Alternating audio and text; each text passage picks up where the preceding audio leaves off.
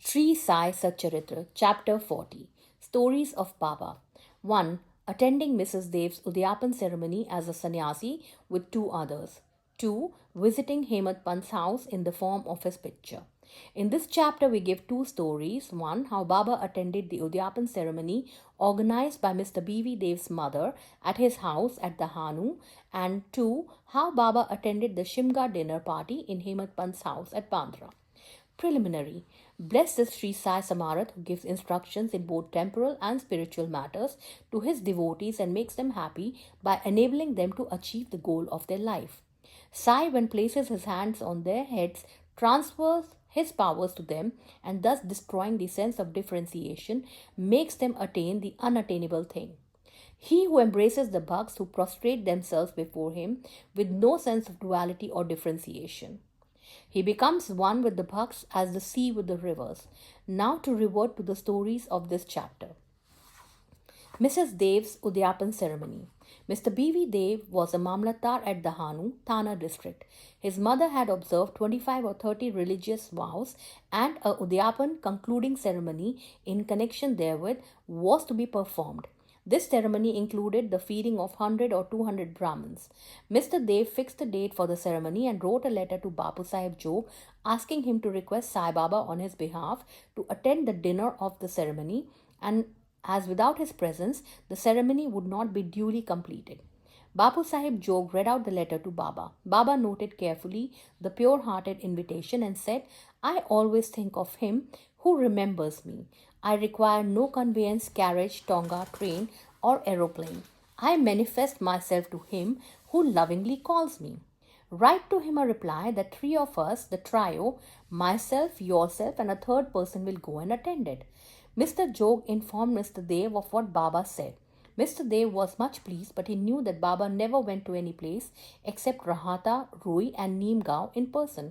He also thought that nothing was impossible for Baba, as he was all pervading, and that he might suddenly come in any form and fulfill his words.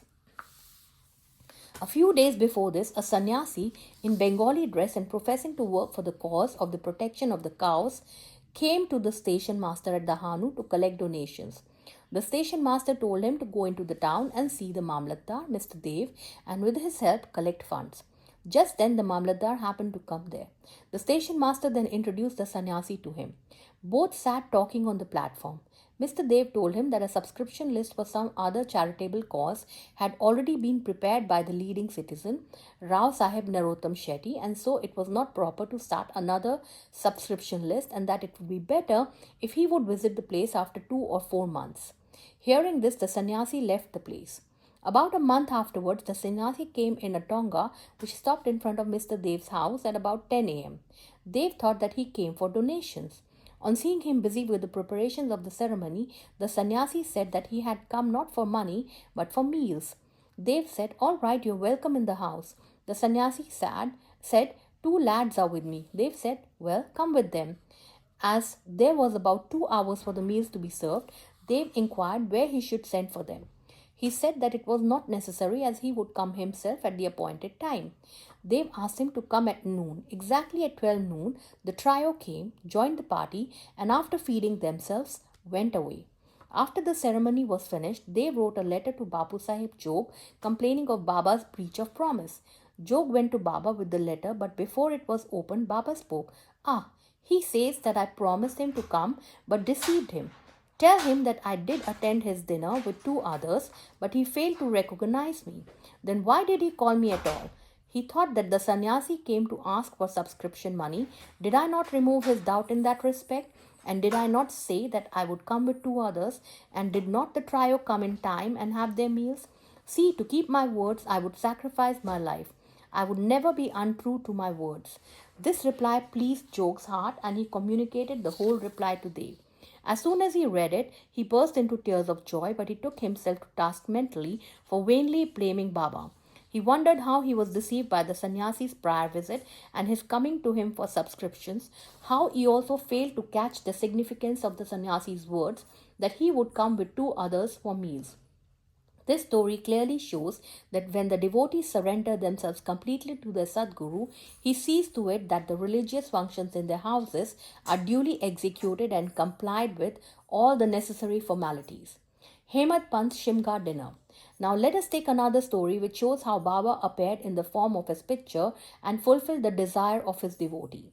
In 1917, on the morning of the full moon day, Hemant Pant had a vision. Baba appeared to him in his dream in the form of a well-dressed sannyasi, woke him up and said that he would come to him for meals that day. This vision constituted a part of the dream. When he fully woke up, he saw neither Sai nor any sannyasi. But when he began to recollect the dream, he remembered each and every word the sannyasi uttered in his dream. Though he was in contact with Baba for 7 years and always meditated on Baba, he never expected that Baba would come to his house for meals. However, being much pleased with Baba's words, he went to his wife and informed her that during the holy day a sannyasi was coming for meals and that some more rice should be prepared. She inquired about the guest, who he was, and where he was coming from. Then, not to cause any misunderstanding, he gave her the truth and told her about the dream. She doubtingly asked whether it was possible that Baba should come there, Bandra, from Shirdi, leaving the dainty dishes there to accept their coarse food. Hemat Pant then assured her that Baba might not come in person, but he might attend in the form of a guest, and that they would lose nothing if they cooked some more rice. After this, preparations for the dinner went on, and it was ready at noon. The Holika worship was through, and the leaves were spread and arranged with rangoli around them. 2 rows were arranged with a central seat between them for the honorable guest. All members of the family, sons, grandsons, daughters, and sons in law, etc., came and occupied their seats, and the serving of the various items commenced. While this was being done, everybody was watching for the guests, but none turned up, though it was past noon. Then the entrance was closed, the Annashuddhi key was served. This was a signal to start eating. Formal offering to Vishwadeva, fire, and Nevedya to Sri Krishna were also over, and the members were about to begin when footsteps in the staircase were heard distinctly. Hemat Pant went immediately and opened the door and saw 2 men there, Ali Muhammad and Maulana Ismu Mujawar. These 2 persons, seeing that meals were laid out and all the members were about to begin eating, apologized to Hemat Pant and requested him to excuse their interference. They said, "You left your seat and came running to us. Others are waiting for you. So please take this thing, and I shall relate all about it later at your convenience." Saying so, he took out from under his arm a packet wrapped in an old newspaper and placed it on the table. Hemat Pant uncovered the packet and saw, to his great wonder and pleasant surprise, a big and nice picture of Sai Baba. On seeing it, he was much moved, tears ran down from his eyes, and hair stood on end all over his body. And he bent and placed his head on the feet of Baba in the picture. He thought that Baba had blessed him by this miracle or Leela. Out of curiosity, he asked Ali Muhammad how he got this picture. He said that he bought it from a shop and that he would give all the details about it afterwards, and wished that as all the members were waiting for him, he should go and join them.